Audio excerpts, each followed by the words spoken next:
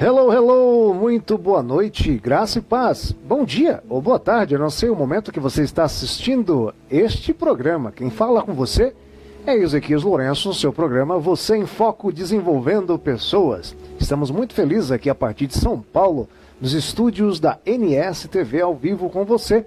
Hoje com um programa muito especial.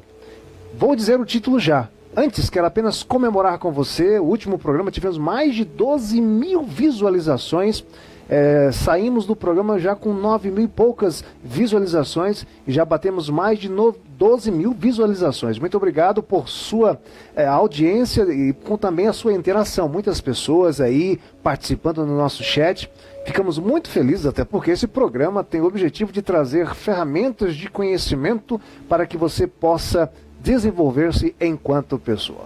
O nosso programa tem um tema muito especial hoje, com base no romance 1984 do escritor indiano George Orwell. Yes, muito bem. O título é Expectativas. O que você espera sobre o futuro? Quais são as suas expectativas? E o que você está fazendo? O que você está empreendendo para atingi-las? São essas as perguntas que a gente vai procurar aqui responder com a sua participação. São exatamente 20 horas e 26 minutos aqui na capital paulista. Estamos ao vivo.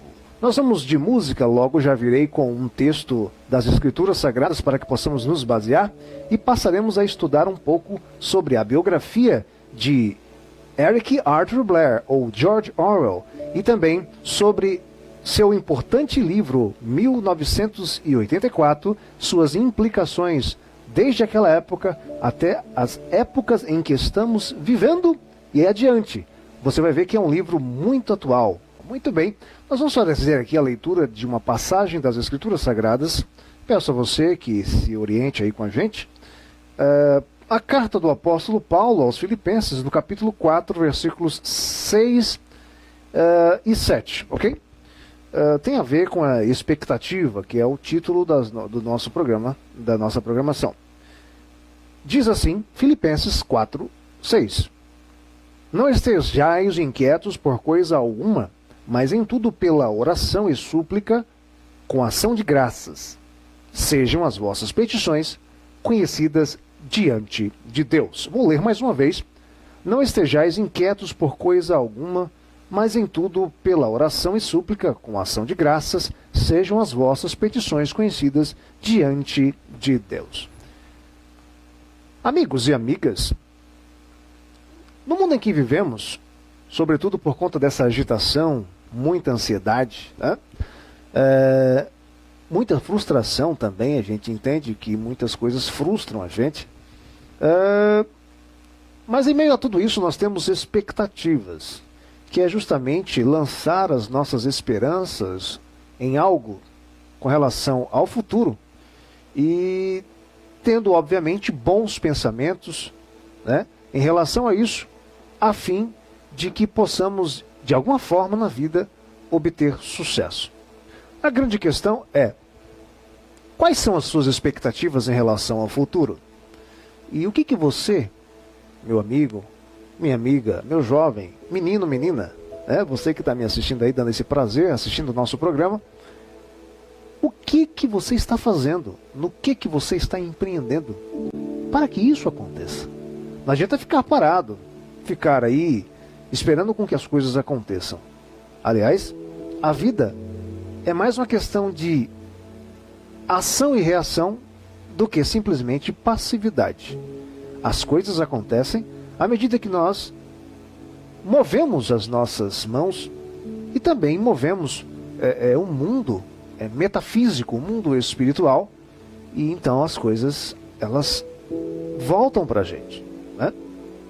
Eu costumo sempre dizer que nós não vamos plantar, por exemplo, goiaba e querer que abacate nasça. Não vai acontecer assim. Porque se você planta goiaba, vai nascer goiaba, né? Falando assim para que você possa entender. Bom, gente, já tem bastante pessoas aqui, olha, fazendo a sua participação. Que legal. Zinete, Inês, Brenda, Gilson Miele e tantas outras pessoas. Logo mais nós vamos falar um pouquinho, vamos mencionar vocês. Quero trazer hoje, com base nesse tema, um pouquinho da vida de um homem e também de sua obra, que tornou-se um clássico e quase que uma profecia, uma obra literária muito conhecida no mundo acadêmico, pelos estudiosos e por pessoas que realmente têm paixão pela literatura. Quero falar aqui sobre George Orwell.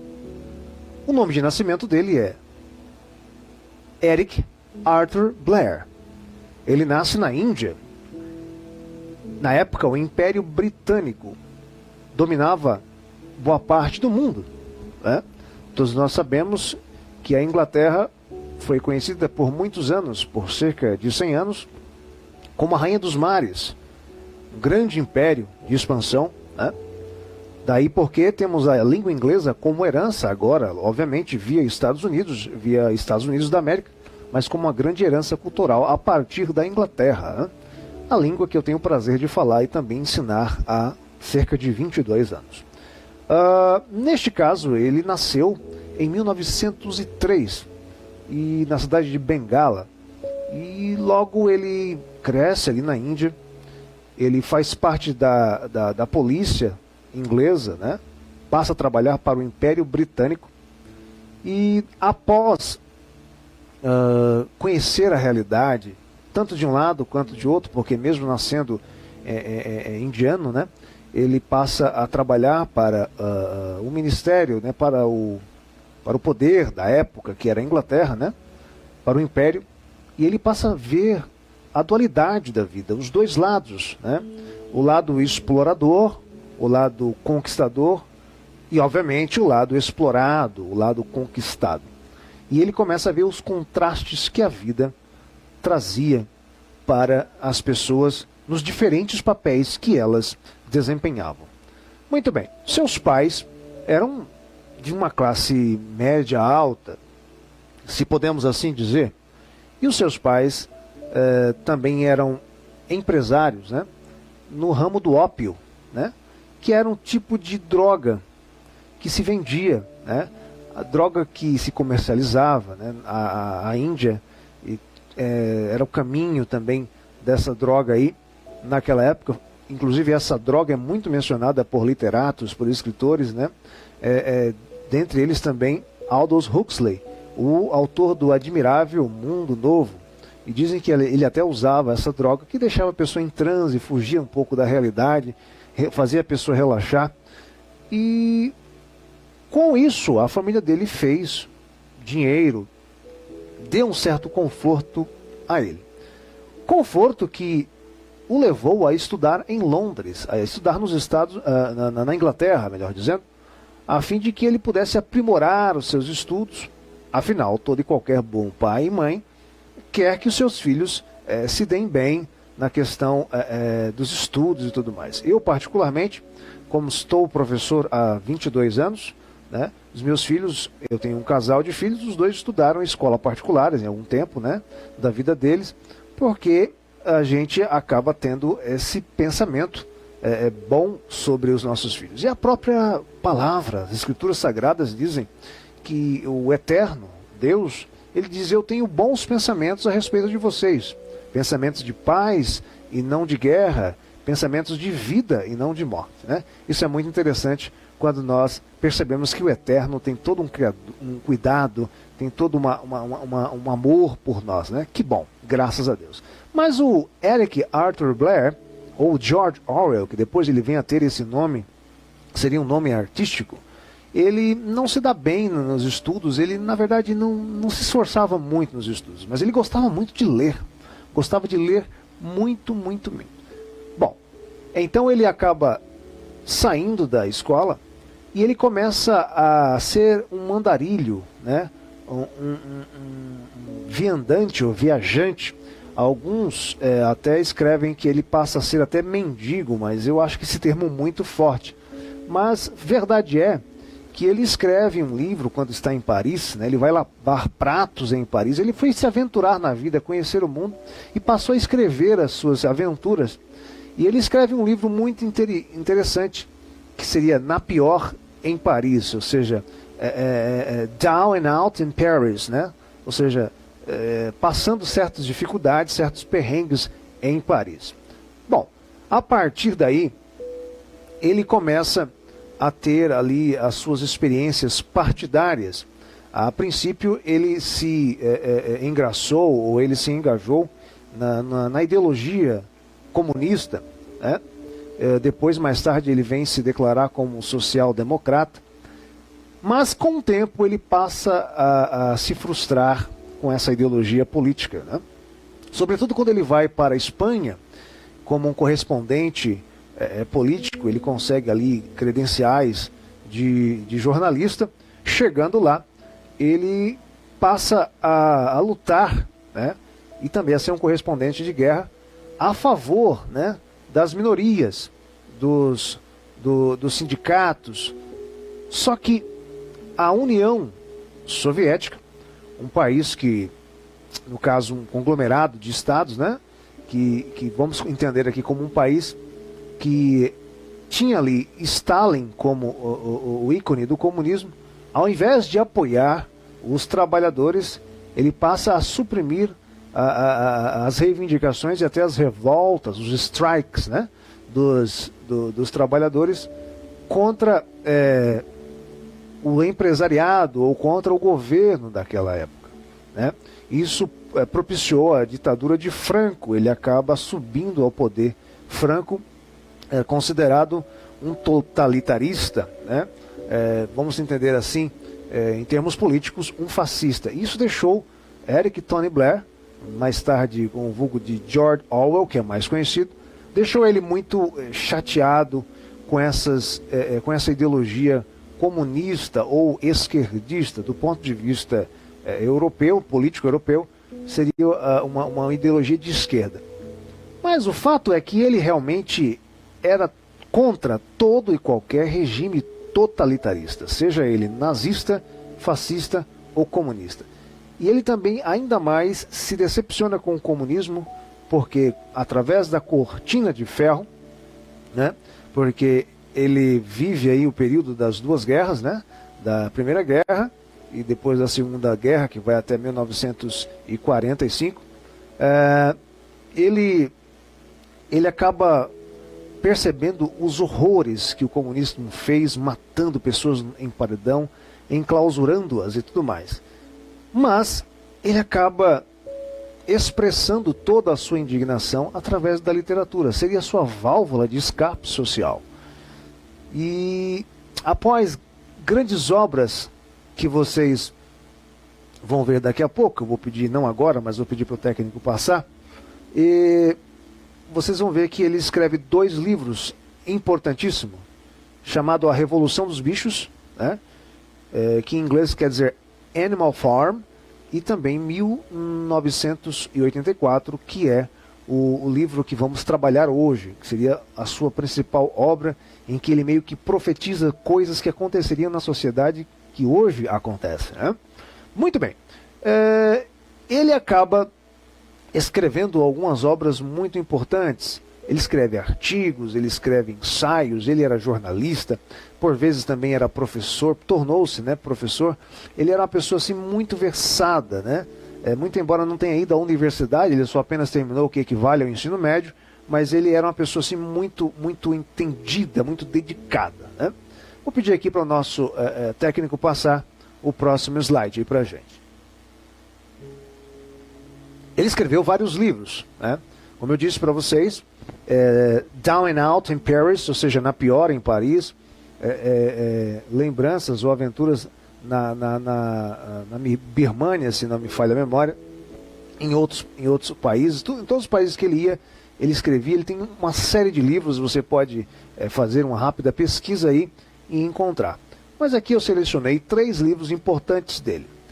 O primeiro livro, vou falar de trás para frente, Como Morre, né, um Pobre, né, ou os pobres. Seria uma crítica aí com relação ao descaso das classes dominantes com relação às classes mais inferiores, né? Depois ele também escreve A Revolução dos Bichos. Você está vendo aí esse livro do meio. Como já disse, Animal Farm, que vai fazer uma crítica ao socialismo, ou no caso ao comunismo, né?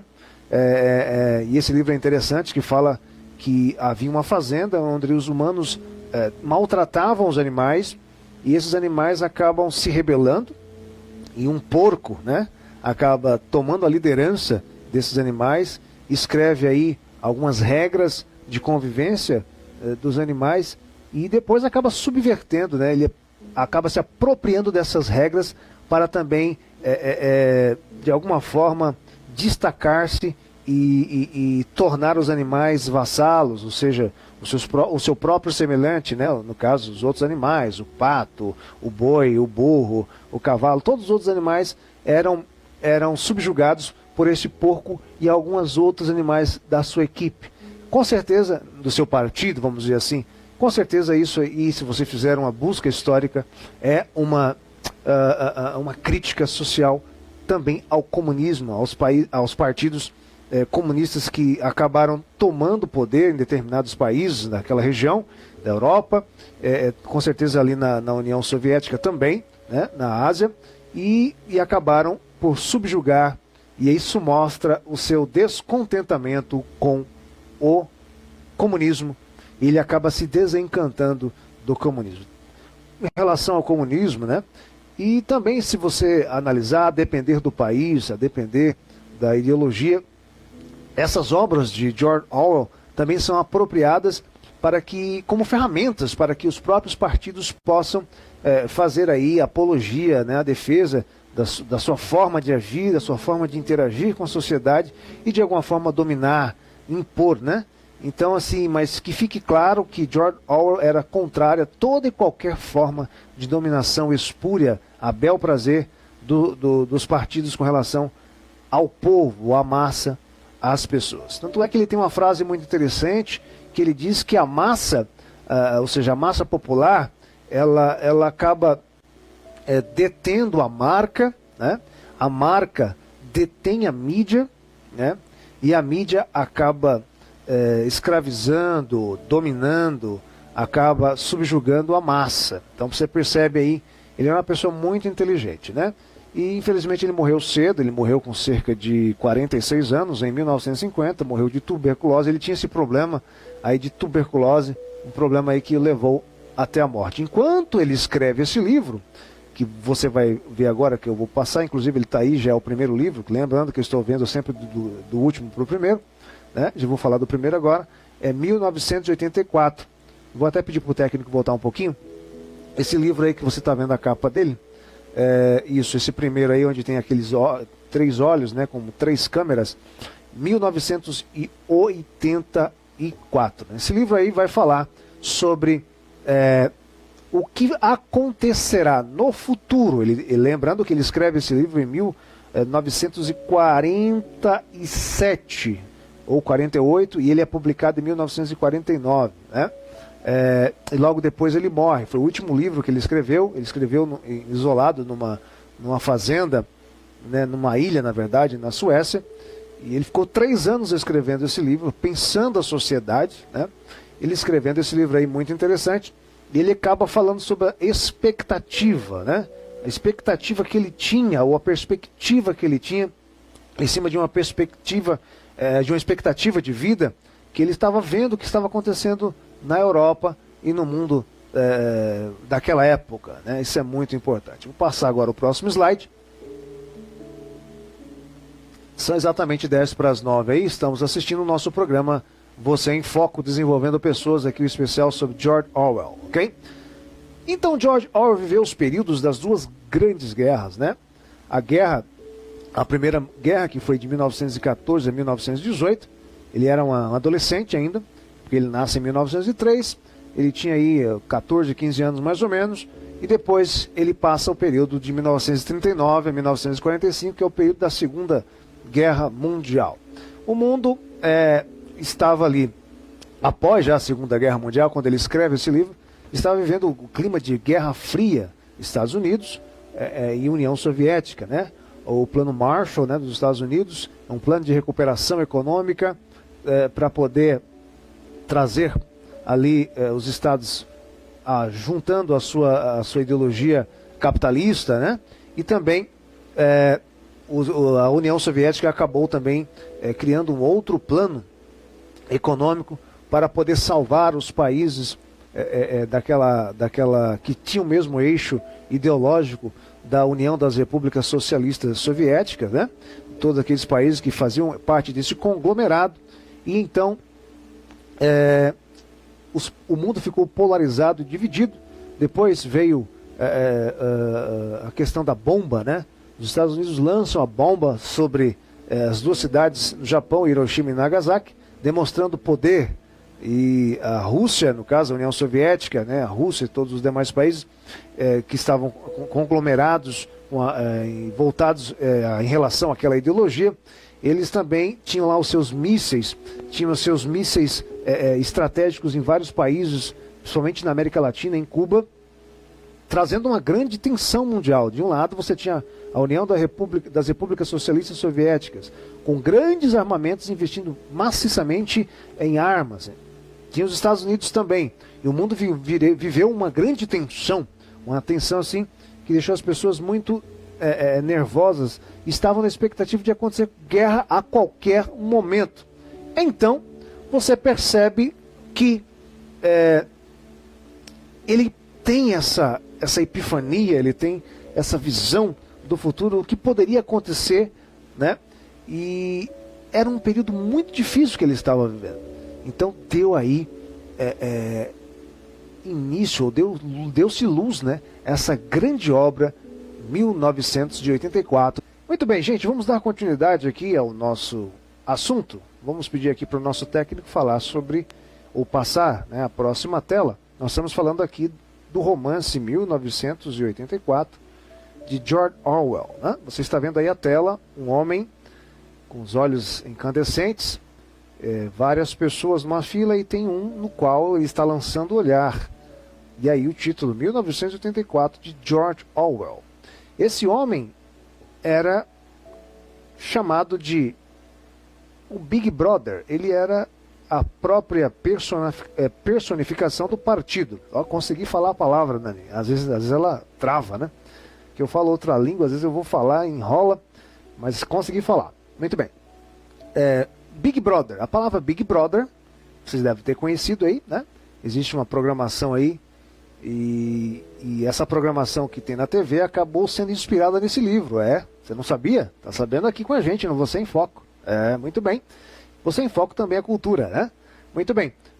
Big Brother quer dizer o grande irmão.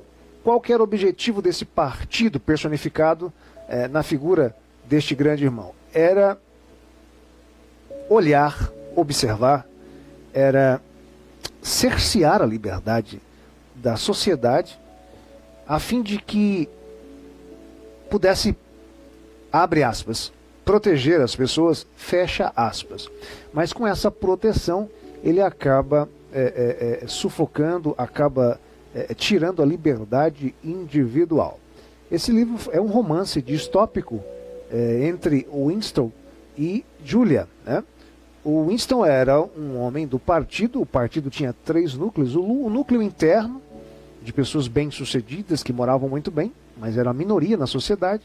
O núcleo externo, que eram pessoas pobres que viviam e trabalhavam para o partido, né?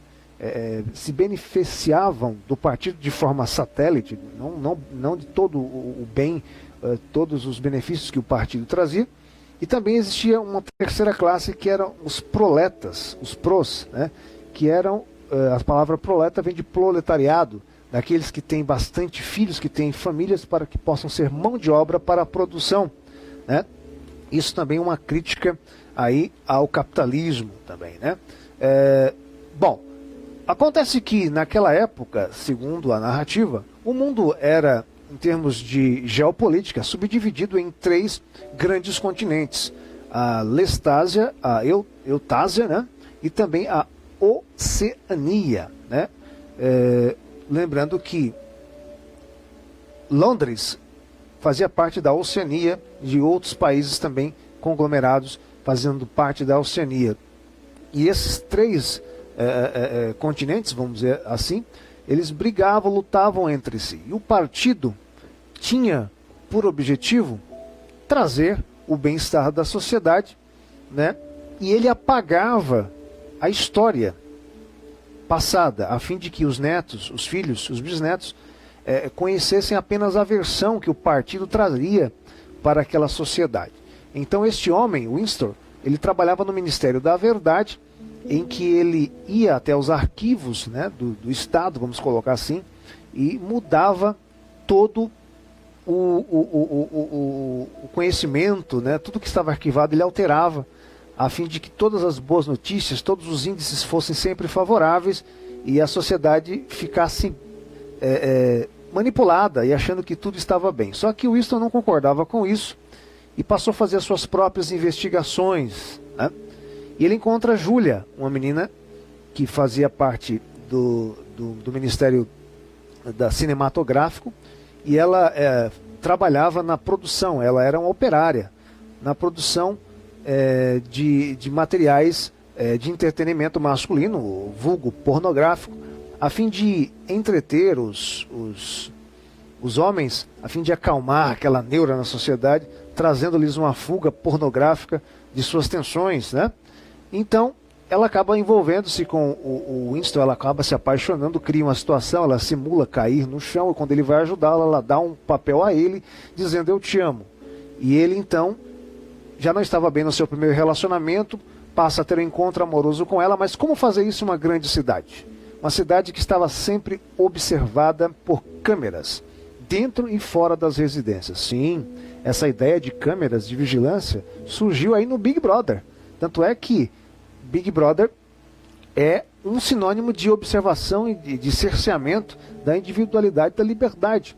Eu lembro que eu li esse livro há mais de 20 anos atrás, quando estavam começando a instalar câmeras dentro das empresas e havia uma discussão até ética sobre se isso era permitido ou não e se podia colocar essas câmeras nas ruas a fim de trazer segurança, evitar e coibir assaltos e tudo mais, mas até que ponto isso seria bom para a liberdade individual? Muito bem.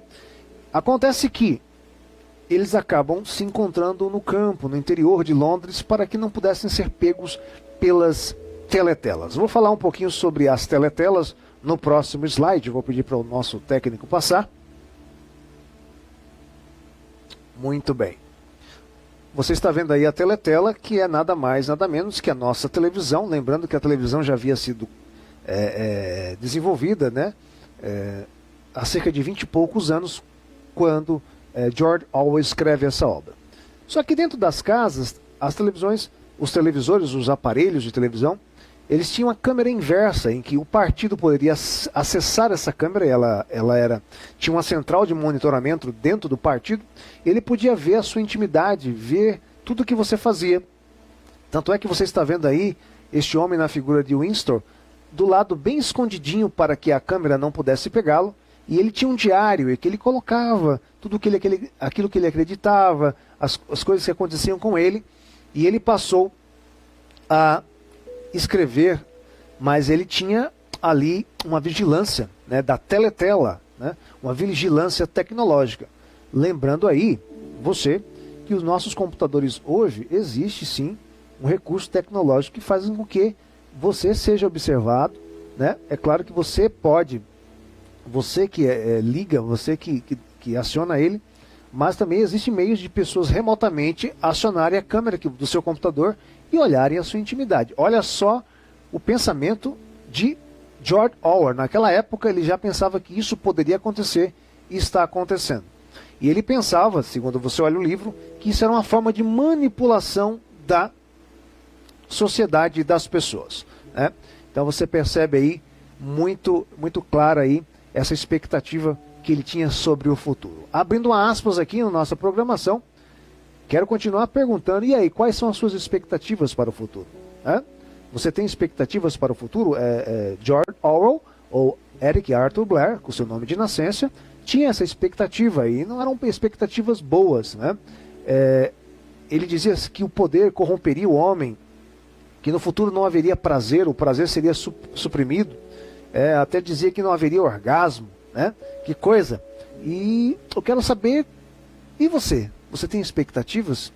O apóstolo Paulo escreve dizendo, olha, você não seja inquieto com as coisas, com coisa alguma, com coisas que vão acontecer amanhã, não. Mas tudo que você fizer, tudo que você quiser, peça a Deus em oração e faça que Ele conheça, ou faça com que Ele conheça as suas ansiedades, as suas expectativas, porque com certeza a paz de Deus, que excede todo o conhecimento, vai guardar os vossos corações e as vossas mentes através de Jesus Cristo, né?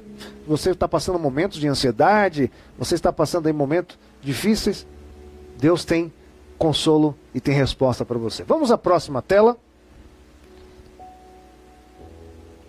Bom, existia aí o INSOC, que era justamente um departamento que fazia com que o pensamento das pessoas pudesse ser dúbio, né? A linguagem era reprimida, era bem limitada, e o pensamento das pessoas era até mesmo vasculhado. Sim, existia a polícia do pensamento. Essa teletela em casa, se a pessoa falasse dormindo, ela estava sempre ligada, essa teletela. Se a pessoa falasse dormindo, ela poderia ser presa pela polícia do pensamento, ser interrogada, ser até torturada. Se ela também estivesse num momento de estresse e falasse qualquer coisa contra o partido, ela seria punida e poderia ser punida com a sua própria vida. Que coisa, hein? Então. Nós temos aqui a Brenda Esteves falando, olha, a NSTV também é cultura. Que legal, hein? Olha lá, Nani, você vê que legal? O pessoal tá comentando. O Gilson está aqui deixando seus comentários. Olha que legal. A Regis também está deixando seu comentário. Maria Aparecida, Geraldo. Que bom, temos várias pessoas aqui deixando comentário. Muito bom, muito obrigado por sua participação. Muito bem. Então todo pensamento era relativo, né? Se você pensasse sobre algo, o próprio partido, através da redução da linguagem, faria com que aquele seu pensamento pudesse ser relativizado. Você não teria concretude nos seus pensamentos. E isso você percebe hoje em dia, a mídia sendo manipulada pelo poder, sendo ele de direita ou de esquerda, e às vezes a gente começa a reproduzir essa relativização do pensamento na sociedade. E acabamos falando aquilo que a própria dominância, que o próprio poder quer que a gente fale. Isso é muito pensante. Vamos ao próximo slide. Muito bem. Depois desse próximo slide, nós vamos a nossa música. Olha que legal. Nove língua. Você está vendo aí uma língua partida em dois, né? Geralmente alguns adolescentes fazem isso aí, né? Eu não sou muito fã disso, não. Você é fã disso aí, Nani? Cortando a língua no meio ali, né? Já vi algumas pessoas que têm essa língua cortada, mas enfim, cada um tem o seu costume, né? Mas eu coloquei essa imagem justamente para poder falar aí sobre a dualidade, não só do pensamento, mas na língua, né? Segundo o Tony Blair, no caso, desculpem, Eric Arthur Blair ou George Orwell, ele dizia que a língua inglesa, né, a língua que ele falava, estava sendo encurtada, estava sendo enxuta, estavam roubando aí a riqueza, a variedade de sinônimos, de verbos, de substantivos, a ponto de torná-la rica. Então isso faria com que o partido tivesse as pessoas nas mãos, porque as pessoas apenas falariam, usariam um vocabulário muito reduzido. Por exemplo, no lugar de bem, se ele quisesse falar mal, ele não falaria não falaria mal, mas falaria não bem. No lugar de bonito, se ele quisesse falar o contrário, ele não falaria feio, mas ele falaria não bonito. Então, assim, todos os sinônimos seriam praticamente extinguidos da língua, a fim de que a sociedade pudesse ser controlada. Isso a gente percebe na questão política, né?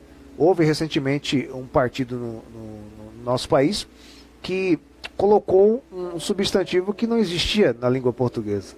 Ao invés de falar presidente feminina, ele falava a presidenta, né?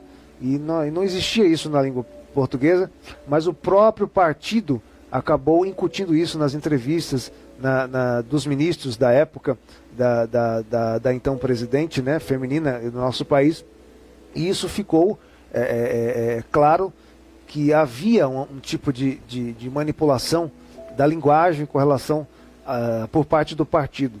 Até o fato também dos seus correligionários praticamente todos usarem barba. Isso também você vê na religião, você vê alguns líderes religiosos falando, no caso o líder proeminente de uma religião, falando numa tonalidade de voz, falando numa cadência de voz, e os demais líderes, né, que estão abaixo dele, que também influenciam as pessoas, acabam falando também na mesma tonalidade de voz, falando com o mesmo trejeito, com a mesma cadência, com as mesmas gesticulações. Então tudo isso tem a ver com a dominância da massa, como dizia Nietzsche, dominar o gado, né? Você viver aí em dominância. Muito bem, nós vamos à próxima canção aí, nosso técnico já vai colocar, são exatamente 21 horas e 11 minutos. Você está assistindo o seu programa Você em Foco, desenvolvendo pessoas. Ainda antes da música, o pastor Ramon está falando aí em inglês, The Lord's Peace Brother. Ok, alright, very good. Thank you very much for your attention, Pastor Ramon. Love you. God bless you very much. Deus abençoe você. Pastor, você está assistindo o seu programa, o nosso. Você em Foco, desenvolvendo pessoas, com seu amigo Ezequias Lourenço. Vamos ao último slide da nossa programação. Logo após faremos aqui algumas considerações finais e vamos orar pelos nossos telespectadores. Muito bem. Existia também, como eu disse, o crime do pensamento, né? Que eles chamam de crime-ideia, né? O fato de que se você expusesse o seu pensamento, e esse pensamento fosse contrário ao pensamento dominante, né, do partido, você poderia pagar um preço por isso. Eu falei no último bloco que até mesmo dormindo, se você falasse dormindo e a câmera captasse, você seria levado ao tribunal, como foi o Winston no livro, foi levado até a sala 101 e foi ali torturado a ponto de perder o seu amor por Júlia e a ponto de entender segundo a filosofia do próprio partido, entender as coisas e ter a sua visão de mundo modificada de acordo com a filosofia do partido, a ponto de achar que 2 mais 2 eram 5 e não 4. Então você percebe o poder da influência que a mídia tem sobre as pessoas. A mídia, uma educação aparelhada também, né, independente de ser aparelhada pela direita ou pela esquerda.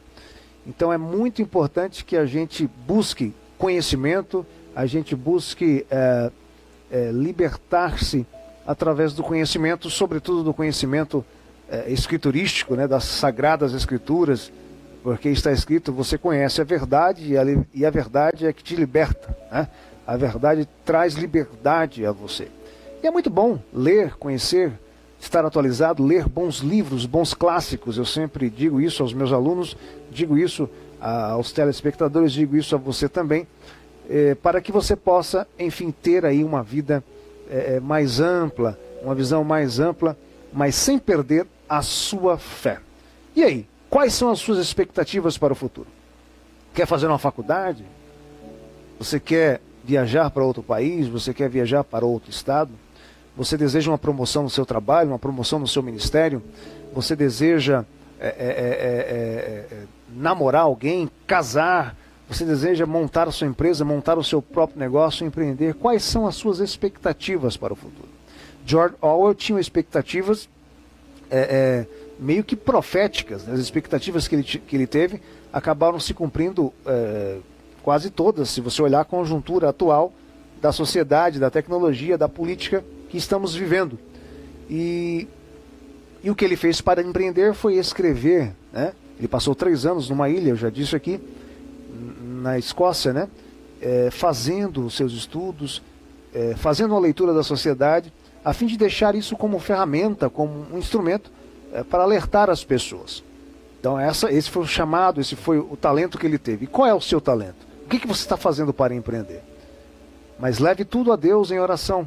Coloque nas mãos dele, para que ele possa te dar direção naquilo que você deve fazer. Muito bem? Nós estamos terminando o nosso programa. Mandar um abraço para Dani Rodrigues. Avisa que eu estou de pé. Colocou aí um comentário. Cosmo, Deus abençoe. Que bom, Cosmo é nosso amigo aqui no Facebook. Aleluia, que Deus seja louvado sempre. Amém, meu irmão. Maria de Fátima, graça, Deus é fiel, ou glória a Deus. Muito bem, Maria Raimunda, eita glória, coisa boa, bastante gente aqui, hein, né? Coisa boa. Muito bem, gente, quero fazer aqui uma oração com vocês, você, meu aluno, meu amigo, meu irmão, que está assistindo pelas redes sociais. Essa programação ficará gravada, você terá a oportunidade de comentar depois também e compartilhar com seus amigos. Quero fazer uma rápida palavra de oração para que você possa ser abençoado e abençoada por Deus. Curve a sua cabeça onde você está. Se você estiver aí no seu carro, você fique em espírito para que eu possa levar a Deus uma palavra de oração para você. Querido e eterno Deus, Pai eterno, em nome de Jesus Cristo, Yoshua e Amashia, nós te agradecemos pela vida, pela saúde, por nos dar, Senhor, mais um dia para sobreviver, para viver em meio a essa sociedade por vezes tenebrosa, por vezes caótica. Nos ajuda a termos equilíbrio, a termos mansidão, a confiarmos em Ti, colocarmos em Ti todas as nossas forças e as nossas expectativas, a amarmos o Senhor sobre todas as coisas. Possamos lançar todas as nossas expectativas perante o Senhor, a fim de que o Senhor possa nos dirigir, a fim de que possamos ter sucesso naquilo que fizermos. É no nome de Jesus eu peço que tu abençoes meu colega, meu irmão, meu amigo, minha amiga, meu aluno que está me ouvindo, minha aluna agora. No nome de Jesus, abençoe-o, abençoe-a, dando-lhes vitória, em nome de Jesus que eu te peço, te agradeço. Deus abençoe você ricamente, você em foco, desenvolvendo pessoas. Até o próximo programa, vamos em frente!